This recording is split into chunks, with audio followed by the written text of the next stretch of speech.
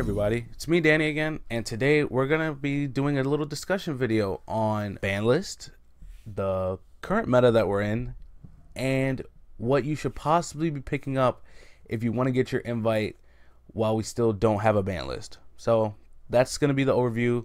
We're gonna be looking at Zodiac, we're gonna be looking at True Draco, we're gonna be looking at Paleo, we're gonna be looking at Dinos, all that good stuff, and also the potential window for the release date of the ban list. So let's just get right into it.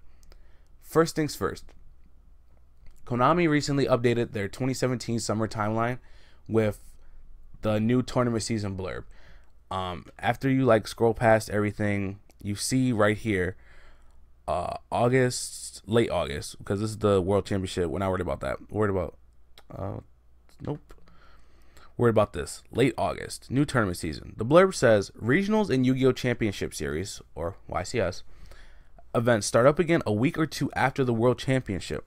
Once we start seeing results come in, we can take a look at the current tournament environment and start planning for the new Forbidden and Limited list update, which probably will be mid-September at the soonest, possibly later depending on how the tournament scene looks.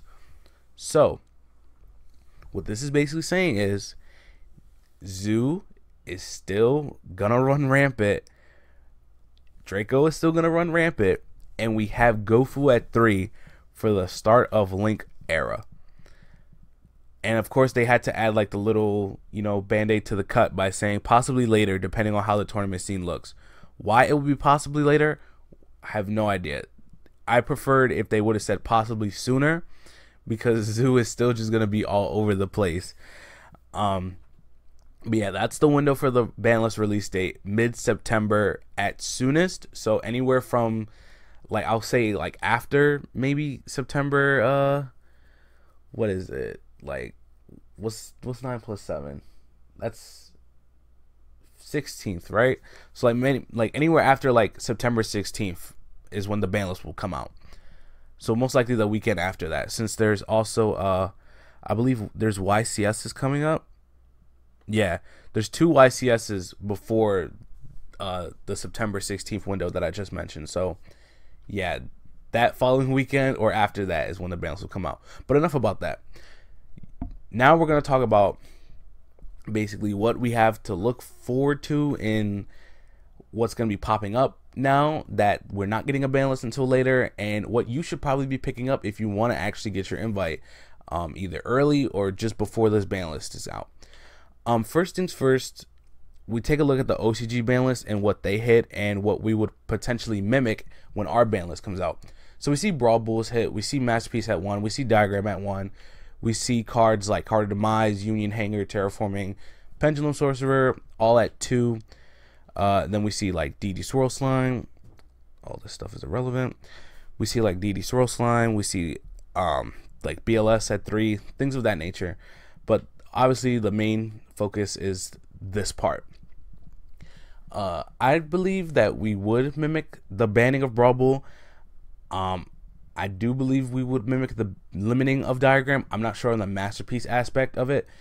Some people are debating which one's really the problem. Is it Diagram or Masterpiece? But I think more or less Diagram is the enabler. But then again, Masterpiece is just another Towers, and we all know how much the community hates Towers like cards. So Masterpiece could be the problem, but it's Konami, so they're always doing unorthodox things with our ban lists. So we won't be seeing any of these potential mimics until later on. And since people were fearing a ban list coming out after Nationals, or the NAWCQ or WCQ, whatever you want to call it, you go online to buy cards and you see Zodiac Barrage is at an all-time low of 1625. That's ridiculous. Now, it is possible that Zodiac can be reprinted in the Megatins coming out. There's no confirmation on that, but if you don't want to take the chance of it not getting reprinted, you might just want to start picking up Pure Zoo while it's really cheap and just seal the deal on an invite, because Zoo is still pretty good in links. You still have cheap Tridents, cheap Brawl Bulls. Everything else is just dollars to quarters. It's really insane that we're not getting a ban list until after 2 YCS and a couple regionals. But like I said, you could start picking up Pure Zoo now while it's relatively cheap and just play it in link format, because Zoo is still just insane with just making Brawl Ball, Chalk 9. That's an instant Mrs. Radiant, and you just keep going off.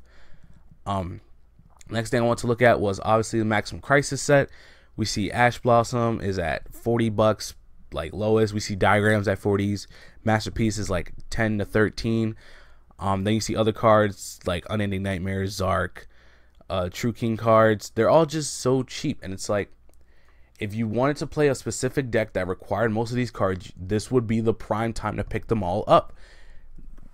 Link format doesn't hurt most of the decks that I'm going to be listing today or just discussing with you guys today. So there's really no like minus in a sense on picking up these cards. Predator Plant stuff is still like viable for link fodder, because you can still like add like Brilliant Fusion to your hand and then just do like shenanigans and things of that nature. And this guy's like a very cheap rare who used to be expensive, so now would be another good time to pick this stuff up. Another card, like I said, Brilliant Fusion, $6, real cheap. This card's not getting hit no time soon. Like, these are all just things that you guys should be looking into for the regional season before this mid-September window.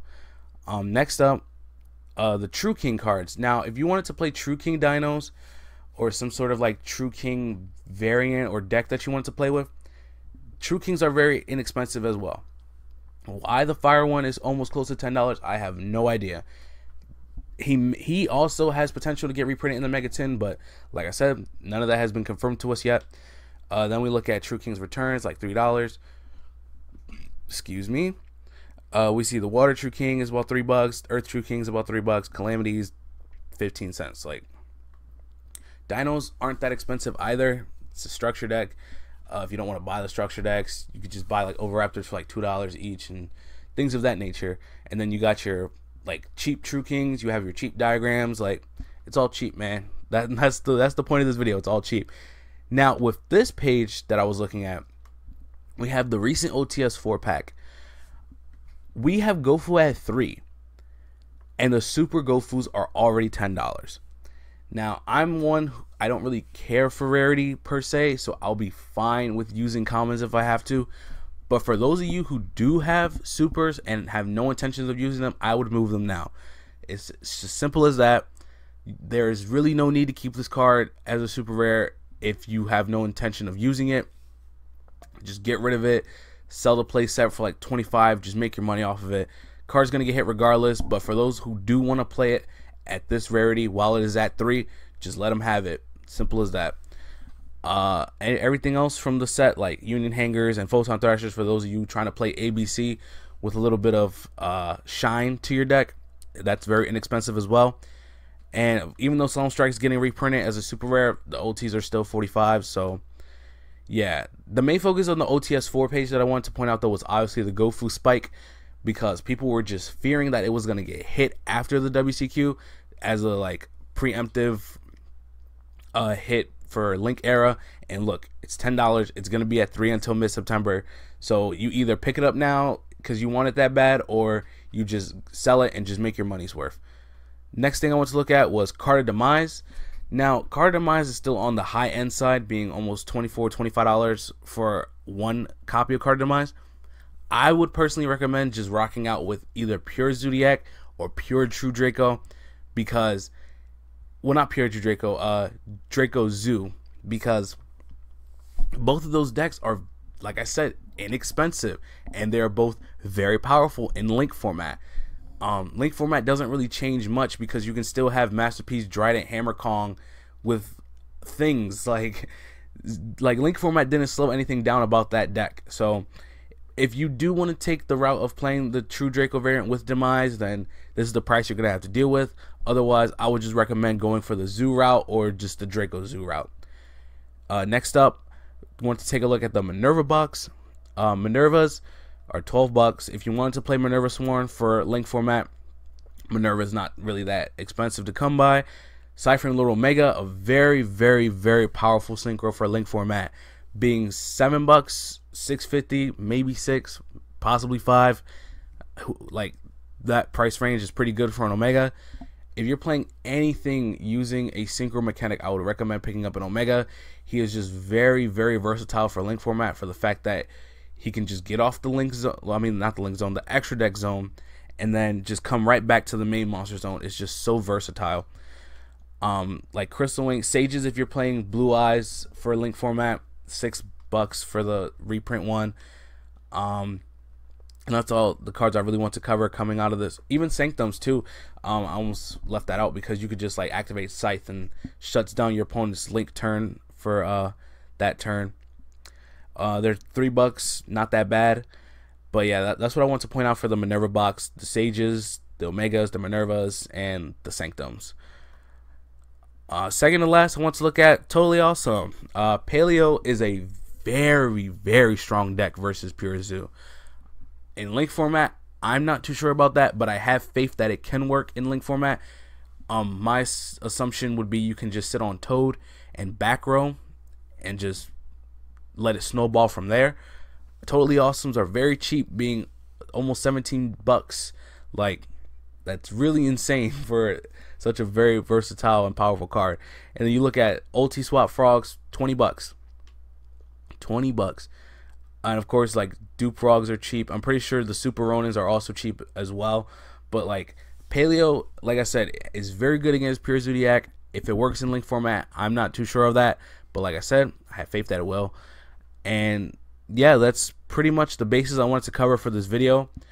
Is just giving out the realization that we're not getting a ban list anytime soon. So if you have regionals and a YCS coming up, these decks right here are still very much viable. Draco, Zoo, like Paleo, Dinos, Gofu shenanigans. Like, this is insane. Konami is letting Link Era start off with the same format we're about to, quote, leave. So that's what I wanted to cover. I hope you guys enjoyed this video. I hope this information was helpful to you guys, to help you guys trying to like get an invite or get a grasp of what's to be expected that you're going to see now that we're entering a new season of tournament. These decks are just not going to die no time soon, so you're still going to have to put up with them for the time being, or you can just join the party and make everyone else suffer. So yeah, this is Danny signing out. I will see you guys next time. Please like, comment, subscribe, and let's just hope for the best with these tournament seasons. See you later.